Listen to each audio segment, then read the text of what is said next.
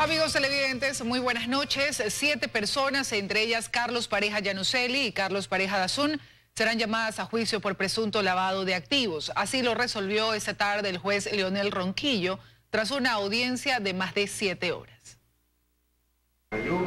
Tras 7 horas continuas de una audiencia extendida que empezó el martes de esta semana, el juez Leonel Ronquillo de la Unidad Judicial del Cantón San Borondón, tras escuchar los argumentos de Fiscalía y de la Defensa, procedió a dictar el llamamiento a juicio para Carlos Pareja Cordero, su hijo Carlos Pareja Dazún, ambos detenidos en Perú y con una orden de extradición en proceso. Además, también serán llamadas otras 5 personas, entre ellas la secretaria de Pareja Cordero, los hijos del exministro de Hidrocarburos y exfuncionario de gobierno Carlos Pareja Yanuseli, y una persona jurídica en la que se asegura se hicieron las transferencias.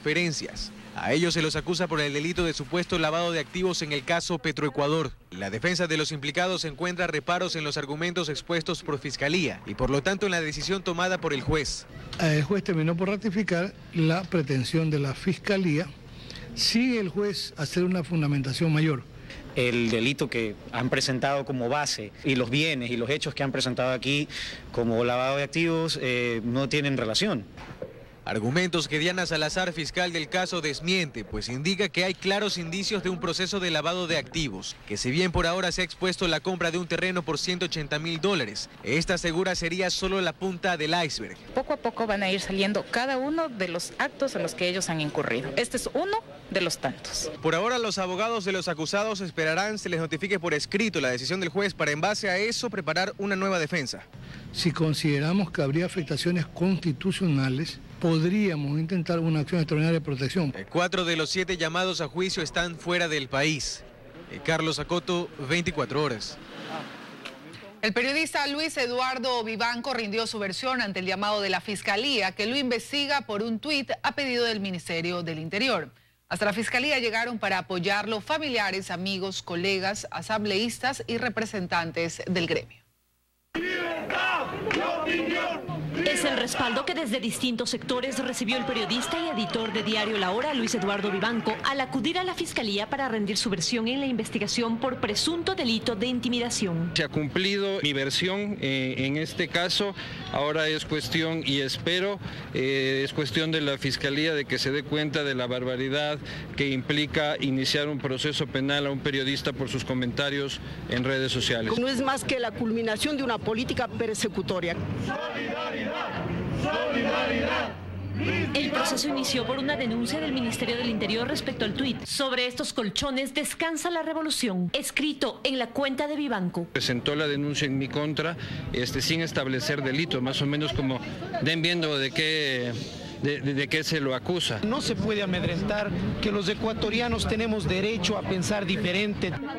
El editor de Diario La Hora dice que el proceso busca amedrentarlo en su trabajo y en sus redes y asegura que no ofendió a nadie con su opinión. La opinión debe ser protegida y respetada en todo sentido y en todos los espacios, porque la opinión es un criterio que se construye sobre una serie de supuestos subjetivos también. Cumplido el trámite legal y esperando que las nuevas autoridades de gobierno y de la Fiscalía no prosigan con lo que Luis Eduardo Vivanco define como intimidatorio, agradeció el apoyo de periodistas y otros gremios. En Quito, María Gracia Costa, 24 horas. Juristas y tuiteros reaccionaron tras la intención y pedido del presidente del Tribunal Contencioso Electoral de regular las redes sociales. Aseguran que la normativa para casos de calumnia sí existe sin importar el medio. El problema es el doble rasero con el que se la aplica. Ciudadanos y políticos han sido procesados judicialmente por sus opiniones en Twitter. La ex concejala y actual asambleísta Janine Cruz cumplió prisión por la denuncia de un tuit del oficialista alcalde de Loja. Ahora se investiga a un periodista, también por un tuit. Según el jurista Rafael Ollarte, las leyes están establecidas para delitos como la calumnia. El problema sería otro. Si se trata de señalamientos que vienen desde el poder, el jefe del Estado te puede poner apodos, te puede ridiculizar, contra norma expresa, y no pasa absolutamente nada.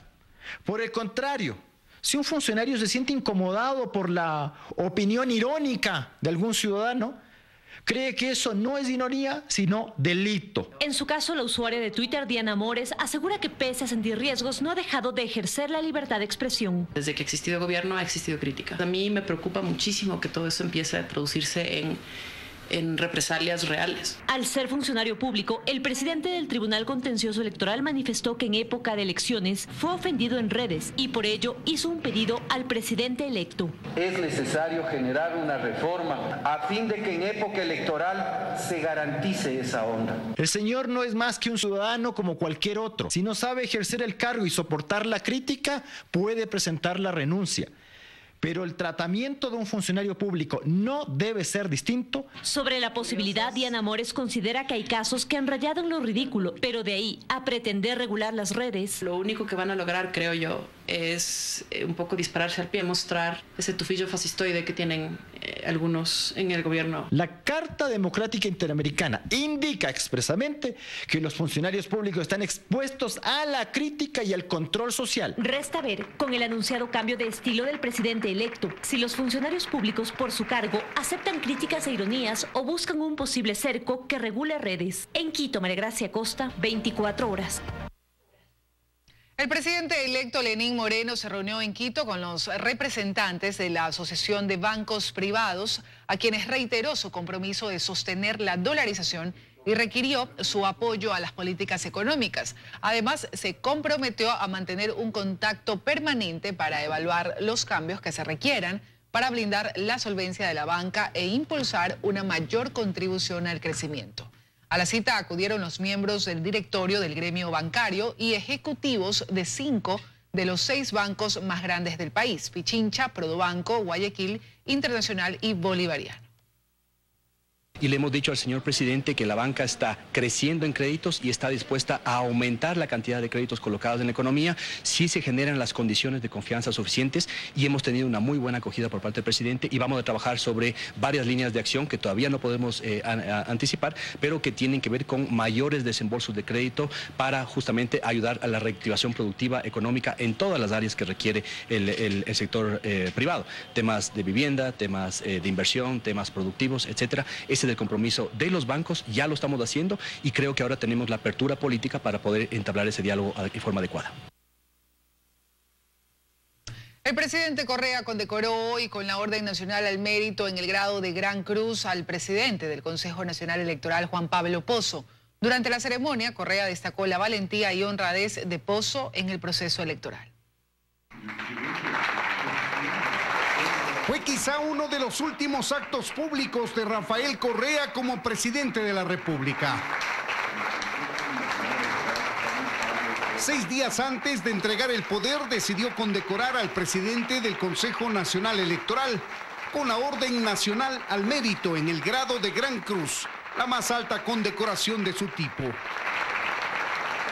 Ya lo peor de la política nacional en su ignorancia y mala fe, dijo que esta condecoración es la prueba del fraude.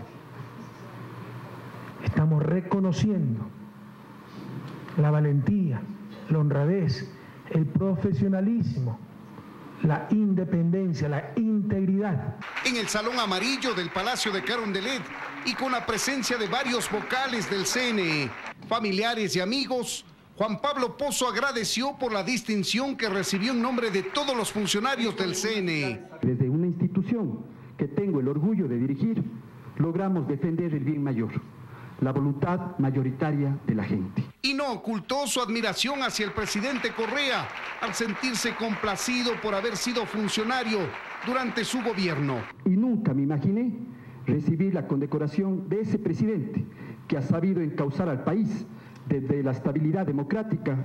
Pero este jueves fue el día de las condecoraciones. Mientras salían los invitados de Juan Pablo Pozo, ingresaban los miembros del grupo musical Pueblo Nuevo para recibir la condecoración nacional al mérito en el grado de gran oficial. Que los miembros del grupo Pueblo Nuevo han actuado como nuestros embajadores del mensaje de la canción social.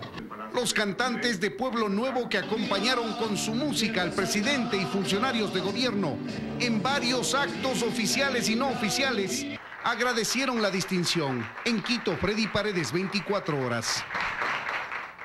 En la Comisión de Fiscalización de la Asamblea Nacional se reeligió a María José Carrión como presidenta. La oposición espera un cambio profundo en esta mesa legislativa para la investigación de casos de corrupción. 8 de los 12 asambleístas que conforman la Comisión de Fiscalización votaron por María José Carrión para que esté al frente de esta mesa legislativa. Desde Alianza País sostienen que la experiencia fue una de las razones para que sea reelecta. Creo que hay elementos de técnica jurídica legislativa que son bien importantes tomar en consideración. Nosotros vamos no a fiscalizar para partidos políticos, nosotros vamos a fiscalizar para nuestra gente. Para este legislador que es de oposición y que está conformando la comisión, espera que se puedan tratar temas como la fiscalización al sector petrolero. Donde se ha despilfarrado mucho dinero, esto de la refinería del Pacífico realmente es algo escalofriante. Creemos que no puede ser cosas que queden en impunidad. Otros asambleístas también se suman para exigir la fiscalización en casos de corrupción. Los escándalos han sido de tal envergadura que no se podrá ocultarlos en medio de papeles y trámites. Mientras tanto, la única comisión sin autoridades es la de Participación Ciudadana, conformada por 10 asambleístas de oposición. Los legisladores ahora tienen 8 días para elegir al presidente y vicepresidente. El señor Gende no convoca una vez que se haya concertado con todos, sencillamente lo hará el Pleno y creo que es una salida salomónica. Esta es la comisión que tras conversaciones con el presidente de la Asamblea y jefes de bancada fue entregada a la oposición. Dios los crea y ellos se juntan, así que esperemos que la democracia y la ética en esta asamblea pues prime como lo ha hecho en las otras comisiones legislativas controladas por Alianza País. Andrea Sabaniego, 24 horas. Más noticias, amigos. En la provincia de Esmeraldas, el vicepresidente reelecto Jorge Glass realizó la entrega de viviendas a los damnificados e inauguró el puente a Muisne.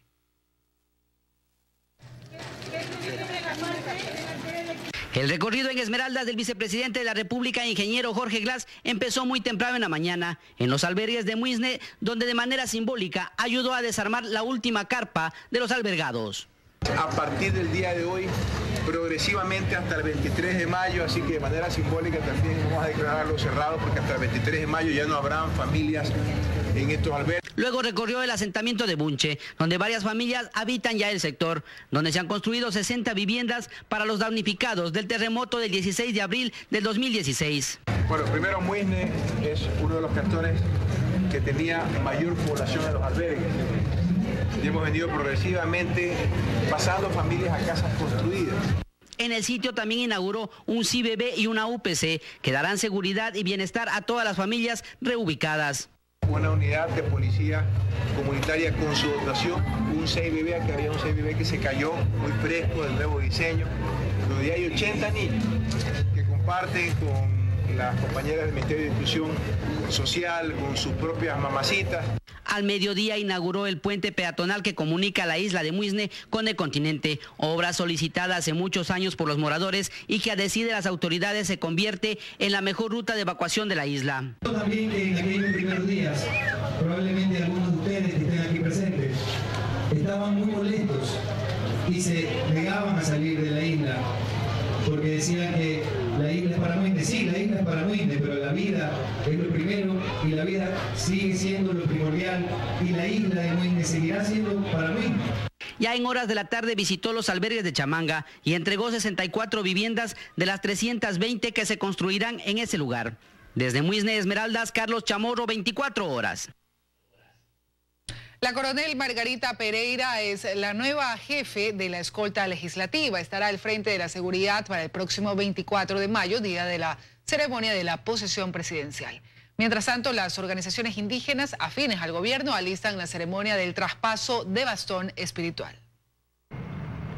Es la primera mujer en asumir este cargo. Ella desde este miércoles es la jefa de la escolta legislativa. Una de sus primeras tareas es la seguridad del 24 de mayo, día en que asume sus funciones como presidente Lenín Moreno. Más de 700 hombres que vamos a cubrir este evento. Aunque no han recibido alertas, estarán pendientes sobre alguna manifestación en contra del presidente de Venezuela, Nicolás Maduro, que confirmó su presencia a este evento. Lógicamente vamos a tratar de neutralizar para que el evento se desarrolle con toda normalidad.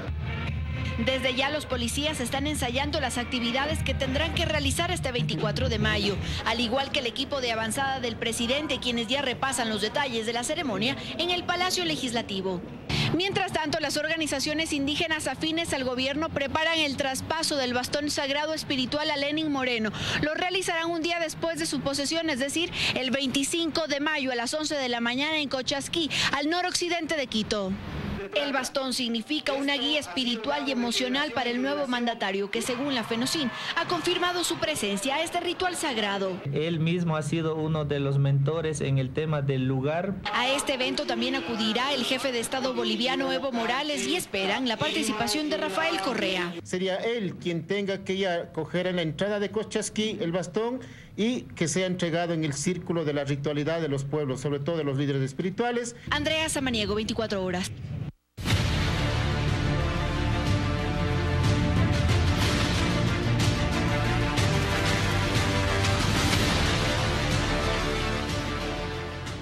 Madres y esposas de al menos 400 pescadores manavitas detenidos en el extranjero por llevar droga en lanchas rápidas nos cuentan la amarga experiencia que viven a la espera de que sus familiares cumplan la condena y vuelvan.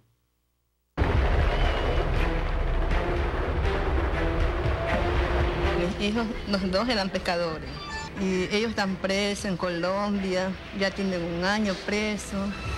Pedro y Luis salían a pescar todas las mañanas desde el puerto de Manta, seducidos por la oferta económica que les hiciera uno de los enganchadores de la red que el recientemente detenido, alias Gerald, fundara. Y en una época en que el terremoto los había dejado sin casa, decidieron emprender un viaje que implicaba transportar en lanchas rápidas un cargamento de droga, por el cual ahora cumplen condena lejos de casa. Yo no sé si es 4 años que tienen que estar allá. Glenda, su madre, desde entonces ha debido salir a trabajar para poderles enviar los $50 que a cada uno mes a mes debe hacerles llegar para garantizar su bienestar. Para que les den así alguna cosa de medicina.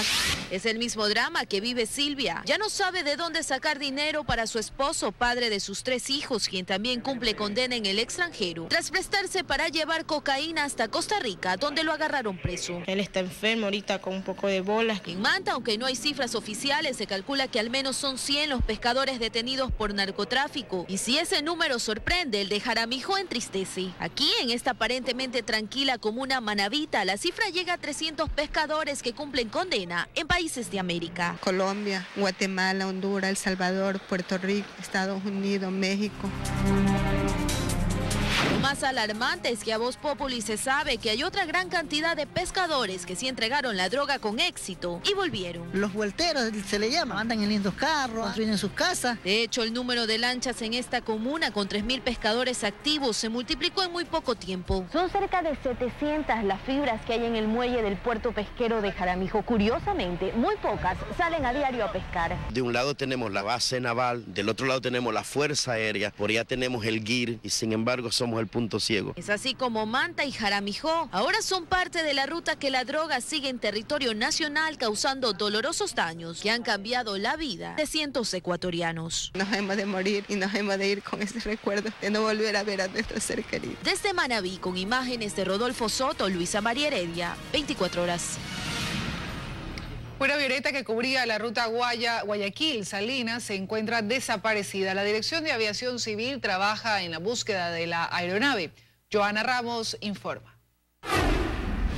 A esta hora, tanto Aviación Civil como el Cuerpo de Bomberos de Guayaquil suspendieron la búsqueda de la avioneta extraviada esta mañana. La poca visibilidad y lo complicado del terreno son la causa. Luego de la confirmación de la desaparición de la aeronave, el Cuerpo de Bomberos de Guayaquil inició la búsqueda y rescate. Aquí a la altura del kilómetro 10 de la vía La Costa se hace el ingreso al sector La Lorena, donde se presume estaría la aeronave. Aparentemente son 12 kilómetros a la redonda y eso pues es bastante terreno, lo que pedestremente es muy difícil porque no pueden accesar ningún tipo de vehículos, ya sean a motor o vehículos 4x4. Nosotros recibimos la llamada cerca de las 16 horas 30, y era pues ya habían pasado algunas horas que la nave había sido siniestrada, ¿no? Entonces, tal vez si era informado más temprano, tenían más posibilidades de encontrarlo. Probablemente el tema de la luz nos hubiera ayudado muchísimo más, hubiéramos tenido mucho más horas para poder hacer un trabajo 100% más efectivo, ¿no? Las labores de búsqueda y rescate continuarán a las 6 de la mañana de este viernes.